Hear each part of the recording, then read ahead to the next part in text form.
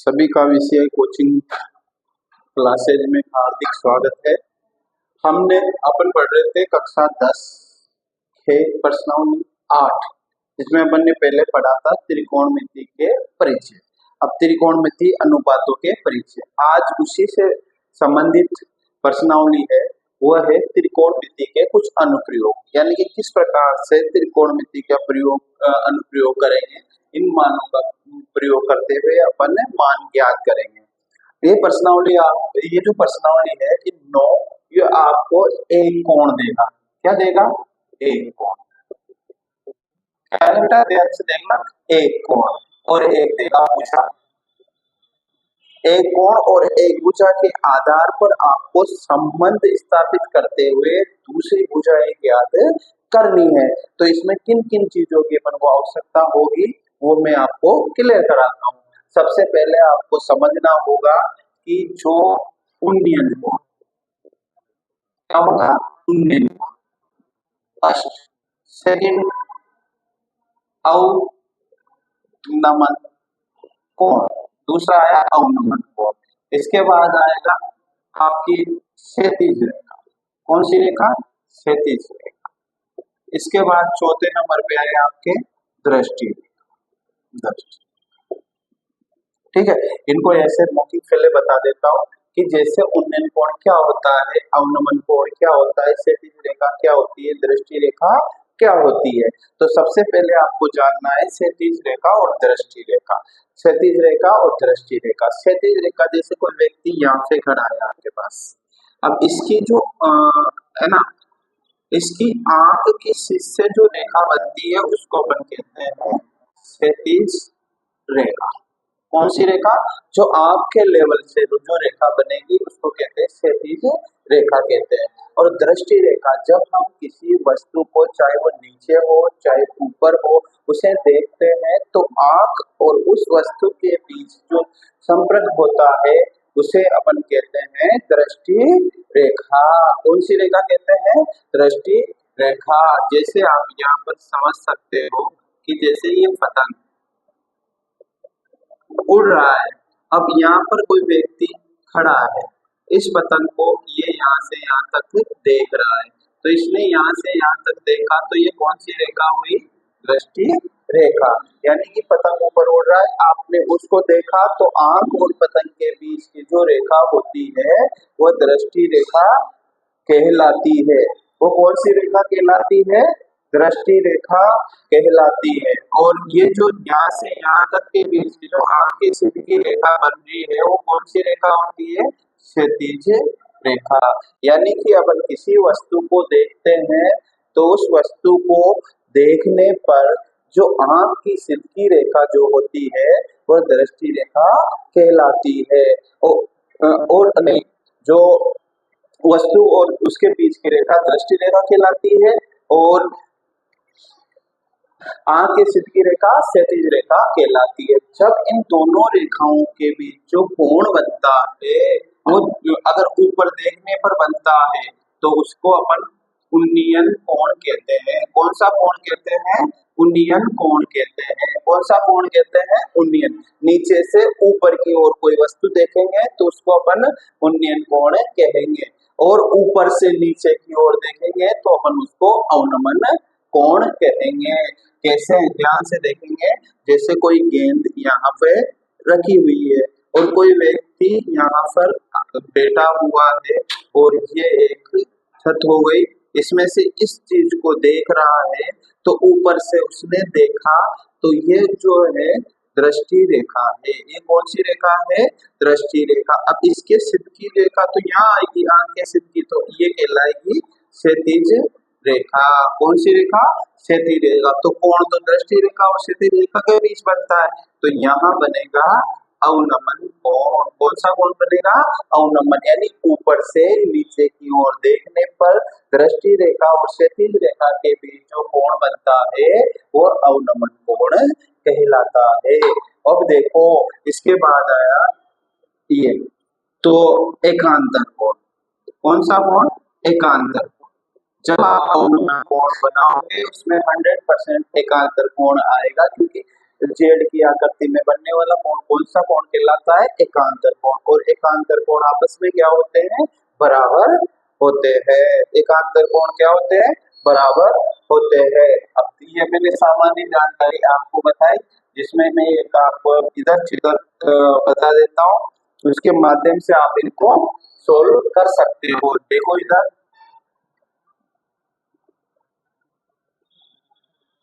ठीक है, तो ए बी और सी, ये कौन सी भुजा हुई? कर्ण। ये भुजा हुई आधार और ये भुजा हुई लंब। ठीक है, तो कर्ण, लंब और आधार है ना, यानी समकोण त्रिभुज आएगा। अब जो ये सिंपल ये जो बन रहा है ना, तो ये कौन सा कोण कहलाता है? उन्नयन कोण। ठीक है, अब ऊपर की साइड में अगर जैसे ये कर्ण लंब आधार हो गया, अब इसमें उन्नयन कोण आया, तो उन्नयन कोण नीचे से आपने ऊपर देखा, तो जो दृष्टि रेखा और क्षैतिज रेखा इस जगह से बनाया आपने, इस जगह पे खड़ा कोई व्यक्ति बना रहा है, तो ये हो गया इसके हाथ की सीध वाली रेखा, आधार वाली क्षैतिज रेखा, और वस्तु को यहाँ पर मान लो कोई पतंग उड़ रहा है, तो ये पतंग वाली रेखा होगी आपकी, ये दृष्टि रेखा और ये क्षैतिज रेखा। जैसे आप ऊपर से नीचे की ओर जैसे कोई व्यक्ति बैठा है, ध्यान से इधर देख लो, इस जगह पे बैठा है, ठीक है, यहाँ पर कोई गेंद है, ठीक है, अब इसने ऊपर से नीचे की ओर देखा, तो ये रेखा तो कौन सी रेखा होगी? दृष्टि रेखा। और जो ये आपकी सिर की रेखा है, कौन सी रेखा होगी? क्षैतिज। अब यहाँ तो कौन बढ़ेगा, लेकिन ये ऐसा आने के कारण, जेड की आकृति होने के कारण यहाँ बना अवनमन। तो ऊपर से नीचे की ओर देखने पर तो अवनमन बनता है, और नीचे से ऊपर की ओर देखने पर उन्नयन कोण बनता है। तो ये जेड की आकृति बनने के कारण यहाँ भी क्या आ जाएगा? जैसे मान ले यहाँ का मान 45 डिग्री है, तो यहाँ का मान में कितने डिग्री आ जाएगा? 45 डिग्री आके आ जाएगा जेड की आकृति में बनने वाले कोण। अब इसमें सामान्य चीजें क्या है? चाहिए अपन को साइन। अब कितने कितने? 0 डिग्री, 30, 45, 60 और 90। वैसे आपको सारणी याद है, फिर भी देखो मैं बता दूं, साइन, कोस और टेन, इन तीन मानों की आपको आवश्यकता पड़ेगी, यानी एक साइन का, कोस का और टेन का मान आपको चाहिए। वैसे आपने प्रश्नावली 8.2 के अंदर आपने पढ़ी थी त्रिकोणमिति अनुपात के मान ज्ञात करने वाली सारणी, उसमें था साइन का, साइन में 0, 1/2, 1/√2, √3/2 और 1, और कोस का 1, √3/2, और इसका आ गया 1/√2, 1/2 और 0। 10 का 1 का भाग इसमें देंगे तो 0, 2 से 2 कट जाएगा, 1/√3, और 2 से 2 कट जाएगा 1, 2 से 2 कट गया √3, और ये अनंत। इस प्रकार इनसे आप इन सवालों को हल कर सकते हो। और एक आपको जरूरत पड़ेगी बटे वाले साइन का, जो होता है उल्टा कोसेक, कोसेक का उल्टा साइन, कोस का उल्टा सेक, सेक का उल्टा कोस। इनमें संबंध बनाने के लिए आपको, जैसे संबंध कैसे, आपस में संबंध बताने के लिए आपको लाल बटा कथन का इस्तेमाल करना पड़ेगा। एल एल बटा के है, एल एल बटा के ये, तो ये आ जाएगा आपके यहाँ होंगे साइन, ये कोस और ये टेन, तीन में आपका काम चल जाएगा। यानी कि एक भुजा और एक कोण देगा आपको, क्या देगा? एक भुजा और एक कोण। कौन सी भुजा ज्ञात करनी है? जैसे आपको लंब दे दिया, आधार ज्ञात करना है, तो लंब बटा आधार कौन से थीटा में आता है ये आपको पता लगाना है। जैसे आपको कर्ण दे दिया और आधार पूछा है, तो कर्ण और आधार कौन से थीटा में आता है ये आपको पता लगाना है। अब मान लो एक कोण दे दिया, अवनमन दे दिया, उन्नयन दे दिया। उन्नयन कोण अगर आपको दे दिया तो सिंपल ही करना है, अगर अवनमन दिया है तो पहले उसका एकांतर कोण निकालना है, फिर उसको आगे की ओर बढ़ना है। तो ये सामान्य जो इसमें काम आने वाली चीजें हैं, मैं आपको मैंने बताई। अब आगे अपन सवालों को हल करेंगे, एक दूसरे में संबंध स्थापित करते हुए आगे की ओर बढ़ेंगे। तो ये यहाँ पर फर्स्ट सवाल आपका आ जाता है 9 प्रश्नावली में। जो जो जैसे सवाल करते जाएंगे वैसे वैसे अपन को ये नॉलेज मिलती जाएगी किस प्रकार से अपन ने एक भुजा से और एक कोण से दूसरी भुजा ज्ञात की। ठीक है, अब हम शुरुआत करते हैं। तो शुरुआत करेंगे तो सबसे पहले अपना फर्स्ट नंबर पे जो सवाल आ रहा है वो है कि एक सर्कस का एक कलाकार है, वो 20 मीटर लंबी डोर पर चढ़ रहा है, 20 मीटर लंबी डोर पर चढ़ रहा है, अच्छी प्रकार से तनी हुई है और भूमि पे सीधे लगे खंबे के शिखर से बंधा हुआ है। यदि भूमि के साथ डोर द्वारा बनाया गया कोण 30 डिग्री है तो खंबे की ऊंचाई ज्ञात कीजिए। अब आपको ये देखना है कि डोर जो होगी, रस्सी होगी, वो कांच, अगर बाई चांस आपको चित्र बना बनाया दे दिया तो कोई आवश्यकता आपको नहीं है, तो मतलब उसके माध्यम से आप सवाल को हल कर सकते हो। लेकिन बाई चांस आपको नहीं दिया तो खंबे की ऊंचाई ज्ञात करने के सबसे पहले आपको बनाना होगा खंबा। तो यहाँ पर आप सबसे पहले एक ऐसा चित्र बनाने की कोशिश करेंगे जो जिसका अपन कर सके। तो ए बी आपके पास हो जाता है खंबा। अब जो सर्कस का कलाकार है भूमि के साथ ऊपर वाले शिखर से और एक भूमि के साथ, तो ये समतल होगी, ये रेखा कौन सी रेखा होगी, समतल रेखा। तो भूमि के साथ एक डोर बनी हुई है, इसको कहते हैं डोर।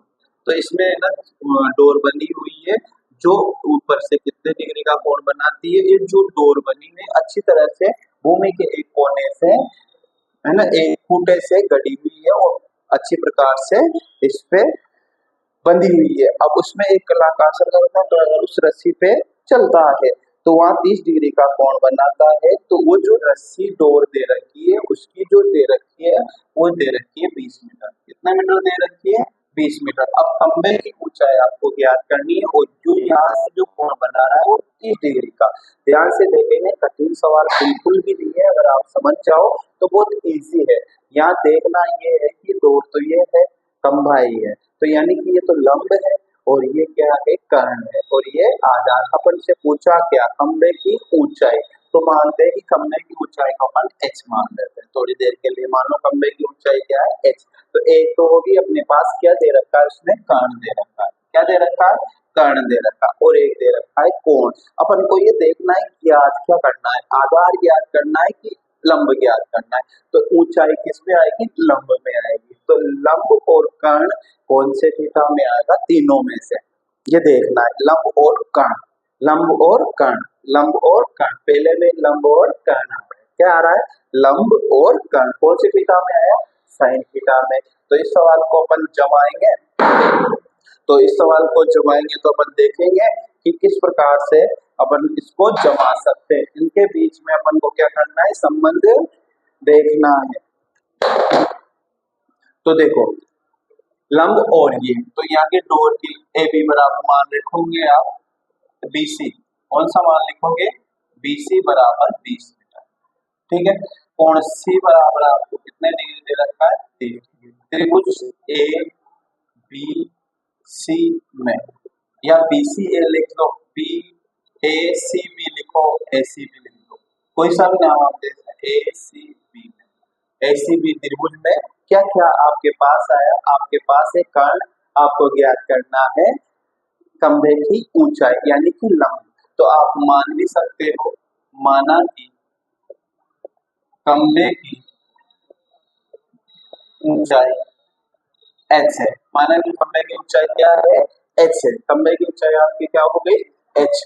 तो ठीक है, अब अपन ने कौन सा लंब और कर्ण, कौन से थीटा में ये कर्ण दे रखा है और लंब ज्ञात करना। मैंने कहा था ना पहले, एक कोण और एक भुजा से उनके बीच संबंध बना, संबंध बना लंब और कर्ण का। तो कौन से थीटा में आएगा, साइन में, साइन थीटा बराबर क्या लगा आपका, लंब बटा कर्ण।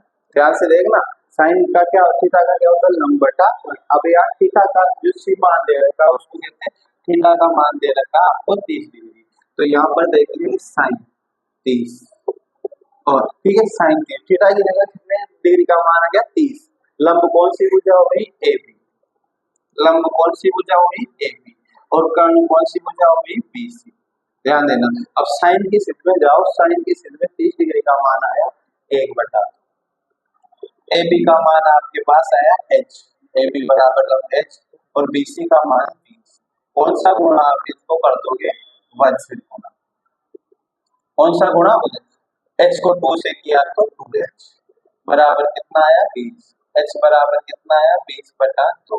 तो कितनी बार कटना है? 10 बार। तो 10 मीटर। कितने मीटर है खंबे की ऊंचाई? 10 मीटर। तो कैसे किया आपने?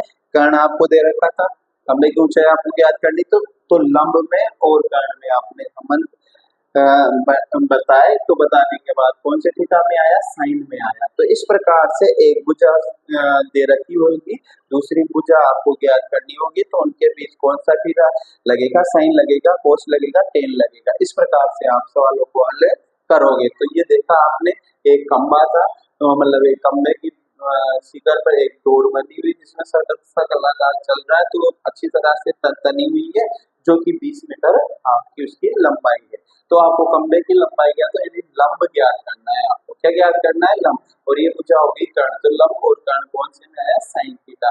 अब यहाँ कितने डिग्री का मान दे रखा है? थीटा का मान 30 डिग्री दे रखा है। तो साइन 30 आ जाएगा और लंब बटा कर्ण। तो इसमें दो से गुणा करने के बाद आपके तो खंबे की ऊंचाई आई आपके 10 मीटर।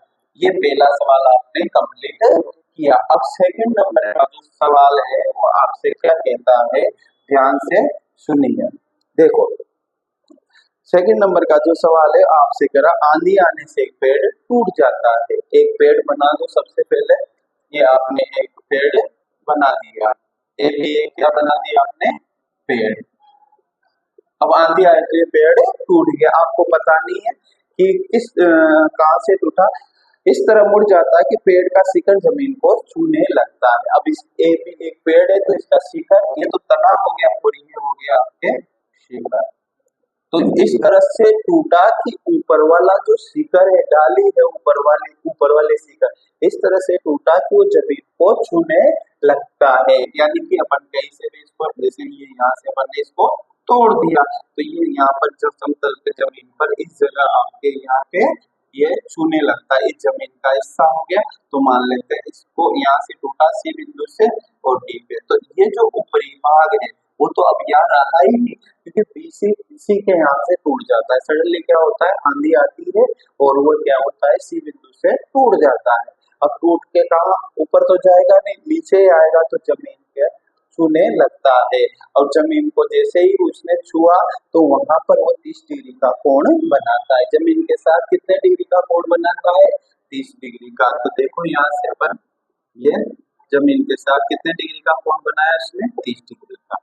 ठीक है, तो ये 30 डिग्री का कोण वो बनाता है पेड़ के पाद बिंदु से। एक तो होता है शिखर बिंदु, एक होता है पाद बिंदु। ऊपर ये वाला भाग जो कहलाता है वो ये शिखर बिंदु और ये पाद।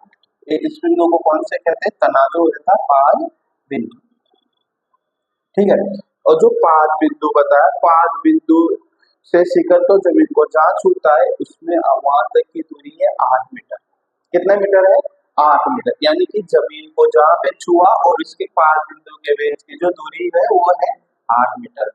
सवाल ये आ जाएगा, पर पहले आपको सवाल से पहले चित्र में ये समझना पड़ेगा कि किस प्रकार का चित्र बनेगा, उसके हिसाब से उसमें काम होगा। सबसे पहले दोबारा से मैं रिपीट करता हूँ, ए भी एक पेड़ था आपके पास, आंधी आ जाने के कारण सी बिंदु से टूट जाता। अब जो बीसी वाला भाग है वहां नहीं रहा, वो भाग कौन सा भाग बन जाता है? सीडी वाला भाग बन जाता है। फिर ऊपर से टूटा, इस सी से टूटा तो ऊपर का करना कहाँ आ गया? नीचे। और जहाँ जमीन को छुआ, डी बिंदु कौन सा बिंदु है? जमीन। जमीन को छुआ वहां कितने डिग्री का कोण बनाया? 30 डिग्री का। अब ये जमीन वाले भाग में जहाँ इसका जो ऊपरी शिखर यहाँ छुआ उससे और पाद बिंदु की दूरी है 8 मीटर। कितने मीटर है? 8 मीटर। तो अब आपको पेड़ की ऊंचाई आपको बतानी है। अब आपको यहाँ पर दो चीजें ज्ञात करनी होगी, क्योंकि पेड़ पूरा था, ए बी एक पेड़ है। ध्यान से देखना, ए बी एक पेड़, ए बी एक क्या था? पेड़ है। ए बी क्या है? एक पेड़ है। वो सी बिंदु से मान लेते हैं, मतलब सी बिंदु से, सी बिंदु से टूट कर डी बिंदु पर, डी बिंदु पर जमीन को छूता है। जमीन को क्या करता है? छूता है, जमीन को छूता है और वहां पर वो कोण बनाता है 30 डिग्री। कितने डिग्री का? 30 डिग्री का। तो यहाँ पे आपको एक चीज निकल के आएगी कि BC बराबर सी, ध्यान देना, BC बराबर CD। क्यों? क्योंकि ऊपर का भाग ही तो है जो टूट के जमीन को छुआ है, तो BC का जो तना था वही तो CD है, BC का हो या CD का हो। ठीक है, अब इसके बीच के जो 5 बिंदु से इसकी दूरी है ये देगी AD बराबर आपको 8 मीटर। ठीक है, तो इसका मतलब थीटा का मान कितना आपके पास आ गया 30 डिग्री। अब आपको पहले तो याद करना है ऐसे जो तना टूट जो अभी बचा है वर्तमान में, और जो ए से लेकर सी तक का भाग बचा हुआ है और ऊपर वाला तो भाग आपका टूट ही गया, तो आप इसको क्या कह सकते हैं, ये वाला भाग ऐसी और ये वाले भाग के आधार पर, तो यहाँ पर अपन थोड़ी देर के लिए लंब आ जाएगा और ये क्या आ जाएगा आधार। तो बताइए लंब बटा आधार कौन से थीटा में आता है। मैं त्रिभुज की बात करूं तो त्रिभुज ACD में, देखो ध्यान से ACD में, ठीक है, तो ACD में होगा, तो यहाँ ये लंब है और ये आधार है, लंब और आधार आता है tan थीटा में, तो डायरेक्ट कौन सा थीटा आपके पास यहाँ लग जाएगा tan थीटा बराबर लंब बटा आधार। यहाँ देखेंगे tan का तो tan थीटा की जगह कितने डिग्री आ गया 30 डिग्री। ठीक है 30 डिग्री। अब लंब कौन सी भुजा होगी यहाँ पर AC बराबर AC और आधार कौन सी भुजा होगी AD। अब tan 30 का मान देखना आपको, tan में 30 का मान 1/√3 और AC का मान तो AC रहेगा, AD का मान आया 8, तो कौन सा गुणा करेंगे वजन से गुणा, वजन गुणा करने पर √3 AC बराबर 8, तो AC बराबर 8/√3, इसको अपन पहले मान कह देंगे। ये मान किसका आया AC का, किसका मान आया AC का, यानी कि जो जहां से टूटा है वो ऊपरी भाग तो नीचे आ गया, लेकिन जो खड़ा हुआ भाग है उसकी लंबाई आई आपके पास, ऊंचाई है उसकी 8/√3। ठीक है, अब जो टूटा हुआ भाग है, वो जो टूटा हुआ भाग कहाँ आ गया, जमीन को नीचे छूता हुआ, तो वो है CD, यानी कि वो क्या होगा कर्ण होगा, वो क्या होगा बेटा कर्ण। तो दोबारा आपको लेना पड़ेगा त्रिभुज ACD में, ठीक है, क्योंकि ऊपर वाला भाग ही तो नीचे आया, तो पेड़ तो किससे मिलकर बना AB है ना, तो AC और BC से मिलकर, BC ही तो CD है, BC ही क्या है CD है, टूटा हुआ भाग ही तो जमीन को छू रहा है, तो तुमने कहा ठीक है सर, तो ये कर्ण हो गया और ये आधार, आधार और कर्ण आता है cos थीटा बराबर आधार बटा कर्ण, तो cos भी वही मान रहेगा, cos का cos कितने डिग्री 30, आधार कौन सी भुजा आएगी AD, कर्ण कौन सी भुजा आएगी आपके CD। cos की स्थिति में चलो cos का 30 डिग्री का मान है √3 बटा √3/2, ठीक है, और √3/2। AD का मान क्या है आपके पास, AD का 8, CD तो आपको ज्ञात करना है, तो कौन सा गुणा करोगे वज्र, √3 CD बराबर 8 दूनी 16, तो CD बराबर आपके पास आया 16/√3।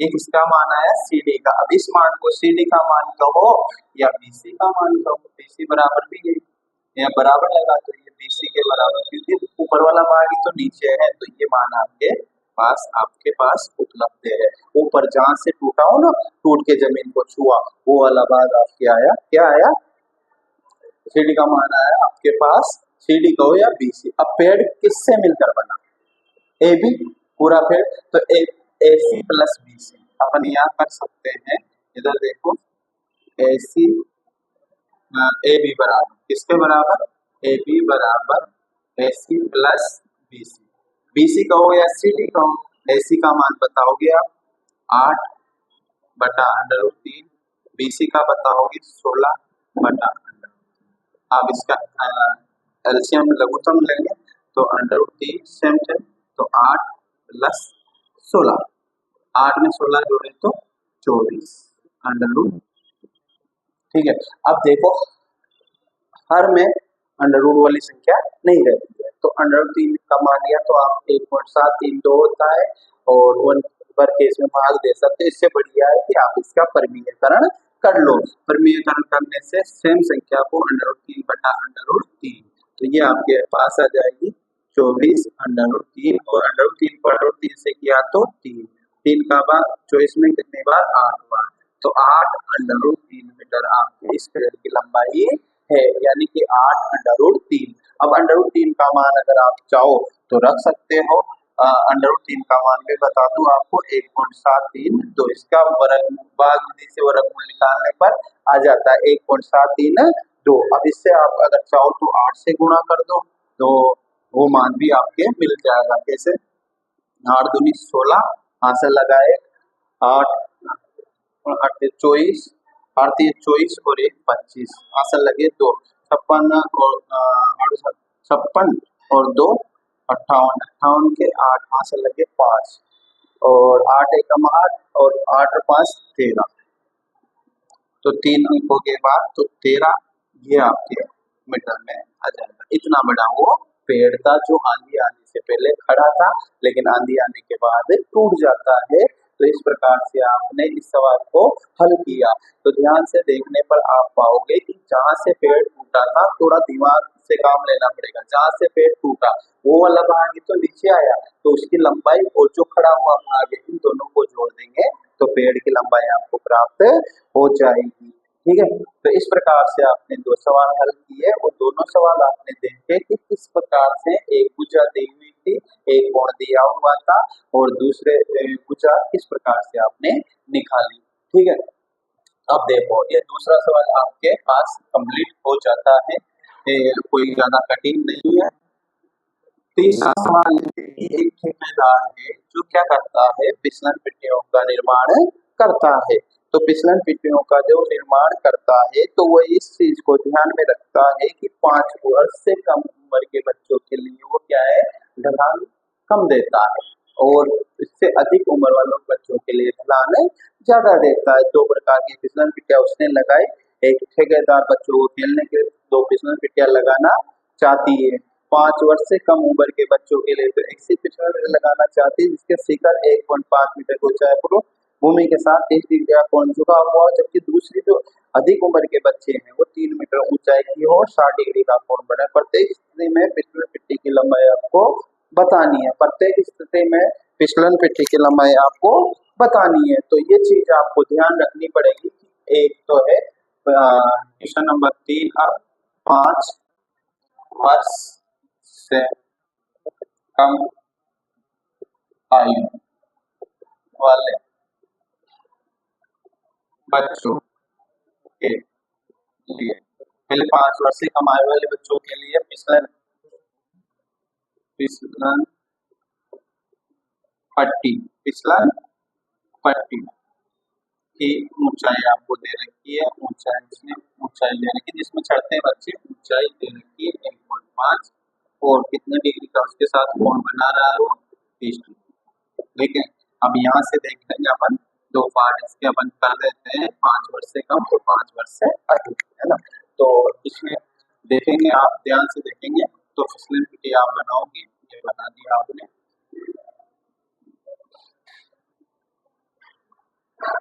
1.5। ठीक है, और यहाँ से ठीक है, इस प्रकार से फिसलन पट्टी आपने तैयार की। अब जो ये फिसलन पट्टी के साथ जो एक कोण बना रहा है, अंदर की बात कर रहा हूँ मैं, ए बी और ये सी। ठीक है, तो ये फिसलन पट्टी के साथ कितने डिग्री का कोण बना रहा है ये। अब ये क्या हो गई फिसलन पट्टी, यहाँ पे बच्चे फिसलेंगे तो ये ऊर्जा कौन सी ऊर्जा होगी, कर्ण होगा। क्या होगा, कर्ण। और आपको दे रखा है लंब, क्या दे रखा है, लंब। इसमें आधार से तो कोई मतलब ही नहीं आ रहा आपको, तो यानी कि एक भुजा तो आपकी है लंब जो आपको दिया हुआ है, और फिसलन पट्टी में कर्ण, तो लंब और कर्ण आपको लेना है। तो लंब और कर्ण लेंगे तो कौन सा थीटा में जाएगा, सबसे पहले जाएगा साइन, साइन थीटा बराबर लंब बटा, ठीक है, समझ लो, साइन थीटा बराबर लंब बटा कर्ण। अब कितने डिग्री का, साइन 30। लंब कौन सी भुजा, ए बी। कर्ण कौन सी भुजा, बी सी। साइन 30 का मान देखो कितना होता है, 1/2। और ए बी जो है आपको लंब दे रखी है 1/5। बी सी आपको ज्ञात करनी है, तो कौन सा गुणा आप कर दोगे, वज्र गुणा। कौन सा गुणा आपने किया, वज्र गुणा। वज्र गुणा करके आपके पास आया बी सी बराबर 1.5 × 2, तो बी सी बराबर 3.0, यानी कि बी सी का मान आपने प्राप्त किया 3 मीटर। यानी कि जो छोटे बच्चों वाली फिसलन पिट्टी, उसकी तो जो फिसलन पिट्टी की लंबाई रहेगी वो 3 मीटर रहेगी। आपने देखा कैसे किया, 5 वर्ष से कम आयु वाले बच्चों के लिए फिसलन पिट्टी की ऊंचाई जिसमें ये बच्चे चढ़ रहे हैं, ये ऊंचाई 1.5 मीटर। यहाँ ये फिसलन पिट्टी, इसमें फिसलते हैं बच्चे वो, और इसके साथ जो कोण बना रहा वो कितने डिग्री का, 30 डिग्री का। तो इसका जो मान आया आपके पास कि 3 मीटर, तो इसका मान कितने मीटर आया, 3 मीटर। अब वो कहती है कि 5 वर्ष से अधिक उम्र के बच्चों, ये तो कम उम्र के, 5 या 5 से अधिक, 5 वर्ष या 5 वर्ष से अधिक के लिए जो बना रही है फिसलन पिट्टी, अधिक के लिए, अधिक के लिए कैसे बना रही हो, अधिक के लिए कैसे बना रही हो, ध्यान से देखेंगे। और तो यही, लेकिन इसमें आपको देखो ये कुछ ना बड़ा दिया, इसका नाम दे दो पी, क्या नाम दे दो इसको, पी क्यू। और ये जो है वो 3 मीटर है, कितने मीटर है, बड़े बच्चों के लिए 3 मीटर, इसका नाम पी क्यू। अब ये फिसलन पट्टी उसने बनाई, इसके साथ जो कोण बना रही है वो है ना पी क्यू, और ये यहाँ आ जाएगा पी क्यू, और ये आर, कितने डिग्री का कोण बना रही है, यहाँ 60 डिग्री का। कितने डिग्री का कोण बना रही है, 60 का। अब देखो इसमें तो 30 का बनाया था क्योंकि छोटे बच्चे हैं, तो इसकी लंबाई ऊंचाई कम है, गिरने का डर है, तो इसलिए छोटे बच्चों के लिए इस प्रकार की बनाए और बड़े बच्चों को इस प्रकार की बनाए। तो सेम आपने जो इस सेम करना है जो इसमें किया। तो इसमें क्या दे रखा है, कुल मिला के आपके पास लंब दे रखा, और ये है आपकी फिसलन पट्टी। अब ये जो फिसलन पट्टी दे रखी, इसकी भी लंबाई उसने आपसे पूछी है। तो देखो बेटा, इसमें ये ना, ये वाली भुजा कौन सी भुजा होगी, कर्ण। ये भुजा कौन सी कहलाएगी, कर्ण। ये भुजा आपकी कहलाई कर्ण, क्या कहलाएगी, कर्ण। तो और लंब आपको दे रखा है, लंब और कर्ण कौन से थीटा में आपके पास आएगा वो आपको देखना है। लंब आया, लंब बटा कर्ण कौन से थीटा में आया, कौन से में, हाँ साइन थीटा में। तो आप देखोगे साइन थीटा बराबर लंब बटा कर्ण, साइन का तो साइन, अब थीटा का मान यहाँ पहले 30 था, अब कितना आएगा, 60। लंब कौन सी भुजा, पी क्यू, और कर्ण कौन सी भुजा, क्यू आर। ठीक है, साइन 60 का मान आपको देखना है, साइन 60 का मान √3/2, और पी क्यू का मान आपके पास आ गया, पी क्यू का मान 3 बटे में क्यू आर का, तो क्यू आर कौन सा गुणा, वज्र गुणा, वज्र गुणा कैंची गुणा या तिरछा गुणा। तो यहाँ पर देखोगे, यहाँ लिखेंगे √3 क्यू आर, यानी क्यू आर वाला का फिसलन पट्टी, और यहाँ पे देखोगे आप क्यू आर 2 × 3, तो क्यू आर बराबर आ गया आपके अंडर, हाँ क्यू आर बराबर आ गया 6/√3। अब आप देखो यहाँ पे ऊपर वाली संख्या तो हंस, और ये वाली हर, हर में √ वाली संख्या नहीं रखनी है। तो इसका क्या करेंगे, परिमेयकरण, जो कक्षा 9 में आपने पढ़ा था। सिंगल संख्या हो तो उसी को हंस और हर से गुणा कर दो, डबल संख्या हो तो चिन्ह परिवर्तन करके हंस और हर को गुणा कर दो। तो यहाँ पर आप देखोगे √3 ऊपर और √3 नीचे, तो यहाँ पे 6 √3 √3 से किया तो 3, यानी कि 3 से 6 कितनी बार, 2 बार। अगर ये भी आंसर दे सकते हो आप, 2 √3 मीटर। अगर इसका सटीक आंसर आपको चाहिए तो √3 का मान 1.732 आपको लेना पड़ेगा। फिर मल्टीप्लाई कर दो आप 2 से, 2 दूनी 4, 3 दूनी 6, हाँ 14, आंसर लगा 1, है ना, 2 और 1 3, 3 के बाद 3 पॉइंट, फिर दोबारा से 2 दूनी 4, 3 दूनी 6, 14, एक आंसर, 2 एकम 2 और 1 3, यानी कि 3.464 मीटर।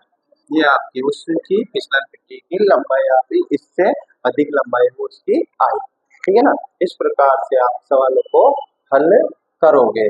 तो यानी कि आप, मैंने पहला सवाल आपको बताया, दूसरा बताया और तीसरा आपको बताया। अब आज का जो है ना लास्ट सवाल है चौथा, इसमें कुल मिलाकर है 16 सवाल, इसमें हम 3 या 4 क्लासों में इसको पूरे कर देंगे।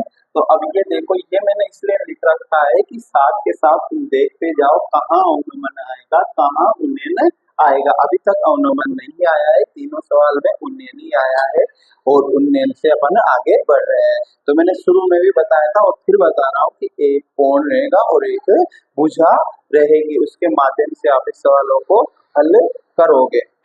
चलो, अब भूमि के एक बिंदु से मीनार के पास बिंदु भूमि के एक बिंदु से जो मीनार के पास बिंदु 30 मीटर की दूरी, मीनार के शिखर का उन्नयन कोण 30 मीटर से मीनार की ऊंचाई। सबसे पहले तो आपको मीनार बनानी है, प्रत्येक सवाल में समकोण त्रिभुज बनेगा। तो एक आपको सबसे पहले जो क्वेश्चन नंबर 4 आ रहा है, एक मीनार बनानी है। तो ए बी आपने बना दी, इसका नाम दे दिया मीनार। अब सवाल को आपको आराम से पढ़ना है। ऊपर ये शिखर बिंदु होता है और ये पाद बिंदु होता है। जमीन हमेशा समतल नीचे रहेगी, ये पाद बिंदु ऊपर का शिखर बिंदु। अब सवाल को पढ़िए आप। वो कह रहा भूमि के एक बिंदु से, भूमि के एक बिंदु, भूमि के एक बिंदु से, भूमि पर एक बिंदु ले लिया, जैसे यहाँ ले लो तो भूमि का एक बिंदु सी ले लिया, एक भी मीनार होगी। भूमि के एक बिंदु से जो मीनार के पास में 30 मीटर की दूरी पर है, यानी कि भूमि का जो एक बिंदु आपने लिया है मीनार के पास बिंदु से 30 मीटर की दूरी पर ये स्थित है। चलो फिर उसके बाद मीनार के शिखर का उन्नयन कोण, यानी कि मीनार के यहाँ इस बिंदु से मीनार के शिखर का जो उन्नयन कोण बना रहा है वो कितने डिग्री है, 30 डिग्री है। तो मीनार की ऊंचाई आप ज्ञात कीजिए, मीनार की ऊंचाई आपको ज्ञात करनी है। अब मैं आपको यहाँ एक और चीज बता दूं, पहला दूसरा तीसरा आपने सवाल किया उसमें साइन कोस चलता रहा, परंतु अब अधिकतर 99% टेन ही टेन लगेगा। टेन क्यों लगेगा, जहाँ लंबटा आधार आएगा, जहाँ जहाँ भी लंबटा आधार आएगा वहां टेन जाएगा। तो अधिकतर इसमें ज्यादा औसत टेन का ही आ रहा है, क्योंकि आधार देगा लंब ज्ञात कराएगा, लंब देगा आधार ज्ञात कराएगा। तो अपन ये कह सकते हैं यहाँ पे माना की मीनार की ऊंचाई, ऐसे सवाल जमाने के लिए माना की मीनार की ऊंचाई h मीटर, कितने मीटर मान ली, h मीटर, और AC का मान आपने मान लिया 30 मीटर, और कोण C बराबर 30 डिग्री, मतलब थीटा का मान आपके पास आ गया 30 डिग्री। अब ये देखना है कौन सा थीटा यहाँ पर लगेगा, पहले ये देखना है कि कौन सी भुजा दे रखी है, कौन सी भुजा ज्ञात करवा रहा है। तो अपन को समकोण त्रिभुज में हमेशा प्रत्येक सवाल में समकोण त्रिभुज बनाना है। तो समकोण त्रिभुज में आधार दे रखा है, क्या दे रखा है, आधार, और लंब आपको ज्ञात करना है। तो लंब बटा आधार कौन से थीटा में आता है, बोलिए कौन से थीटा में, टेन थीटा में। Very good. तो ये देखो यहाँ पर आपके पास आया लंब बटा आधार, लंब बटा आधार, टेन का तो टेन ही रहेगा, थीटा की जगह 30 डिग्री, लंब कौन सी भुजा, ए बी, आधार ए सी, 30 का मान 1/√3, ए बी का मान h, ए सी का मान 30, कौन सा गुणा, वज्र गुणा, कौन सा गुणा, वज्र गुणा। तो 3 को ऐसे किया तो 3 h बराबर 30, h बराबर 30 बटा 3, वही परमीकरण, हर रो का परमीकरण, यानी कि 3 हर में नहीं रखना, तो ऊपर भी 3 से गुणा कर दीजिए और नीचे भी 3 से गुणा कर दीजिए। तो ऊपर आया 30 √3, √3 को √3 से किया तो 3, 3 से 30 कितनी बार, 10 बार। तो आपके पास 10 √3 मीटर, या फिर आप कर सकते हो 10, तो आप जानते हो √3 का मान, √3 बराबर 1.732, तो 10 × 1.732, तो आगे से लग जाएगा 17.32 मीटर आंसर। इस प्रकार से आपने आज मैंने बताया सबसे पहले दृष्टि रेखा, क्षैतिज रेखा, उन्नयन कोण, अवनमन कोण, एकांतर कोण, फिर उसके बाद 4 सवाल अपन ने किए। कैसे किए, एक भुजा दे रखी थी, एक कोण दे रखा था, दूसरी भुजा और दूसरे कोण के साथ अपन ने संबंध बताए, और साइन लगेगा, कोस लगेगा, टेन लगेगा, उसके हिसाब से उसके मान रखे, और इस प्रकार से अपन ने ये सवाल हल किए। अब नेक्स्ट वीडियो में आपके और भी 5वें सवाल से मैं आपको बता दूंगा, और इस चैनल को आप लाइक और सब्सक्राइब करते रहे। Thank you.